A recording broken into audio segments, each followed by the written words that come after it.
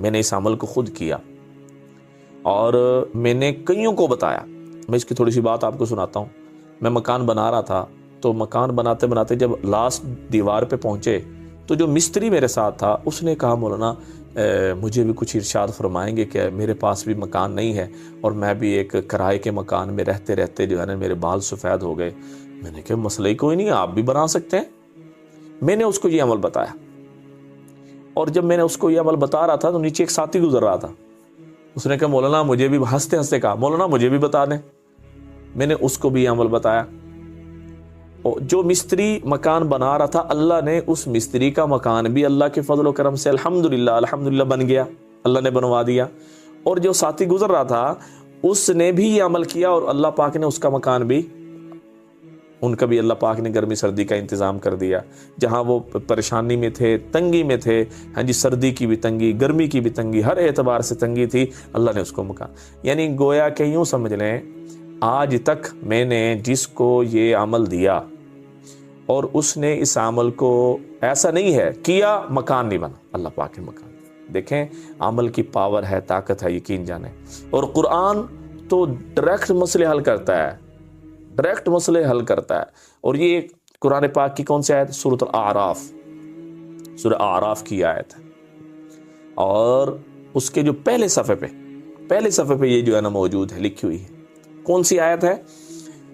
دھیان توجہ سے سن لیں، آیت سن لیں، میں آیت بتانے لگا ہوں، اور اس کے دیکھیں کوشش کیا کریں اس کے تلفظ کو صحیح کر لیں۔ پہلے اس کے تلفظ کو صحیح کر لیں، تلفظ کو صحیح کر کے اس کو بار بار پڑھیں، زبان پہ چڑھا لیں، زبان پہ جب چڑھ جائے پھر عمل شروع کریں۔ ایسے نہیں ہے کہ شروع سے آپ شروع کر دیں، نہیں، پہلے اس کو اچھی طریقے سے سیکھیں، تجوید اس کی ٹھیک کریں، صحیح کر لیں، پھر اس کو جو ہے نا شروع کریں، پھر اس کے جو ہے نا جی آپ رنگ دیکھیں، برکتیں دیکھیں، اور اللہ کی طرف سے جو ہے نا خیریں دیکھیں۔ اللہ پاک انشاءاللہ اگر اس مکان کے لیے زمین نہیں ہے تو اللہ زمین کا بھی انتظام کرے گا، سب کچھ کرے گا اللہ پاک، لیکن آپ نے عمل کرنا ہے، یقین سے کرنا ہے کہ اللہ سے ہوتا ہے، اللہ کے غیر سے نہیں ہوتا، قرآن سے ہوتا ہے، یہ اللہ کا فیصلہ ہے، یہ قرآن کا فیصلہ ہے۔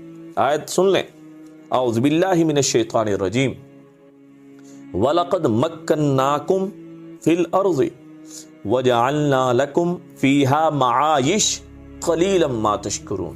اس کا ترجمہ سنیں، ہم نے تحقیق پکی بات ہے تم کو زمین میں مکان دے دیا، تمہارے لیے مکان بنا دیا، وَجَعَلْنَا لَكُمْ فِيهَا، اور زمین میں، اس دنیا میں ہم نے تمہارے لیے روزگار رکھ دیے، ایک روزگار نہیں، روزگار، معائش قلیلا ما، تم بڑا تھوڑے شکر کرنے والے ہو، شکر کرو، شکر پہ آؤ۔ یہ تو آیت ہو گئی۔ اب اس کا عمل کیا ہے، کیسے کرنا ہے؟ روزانہ بیس پہ عشاء کی نماز پڑھ لی آپ نے، 2 رکعت نماز نفل پڑھنی ہے۔ 2 رکعت نماز نفل ایسے پڑھنے ہیں کہ پہلی رکعت میں سورہ اخلاص 11 دفعہ پڑھنی ہے، دوسری رکعت میں بھی سورہ اخلاص 11 دفعہ پڑھنی ہے۔ پھر آپ نے دعا مانگنے سے پہلے 153 مرتبہ 153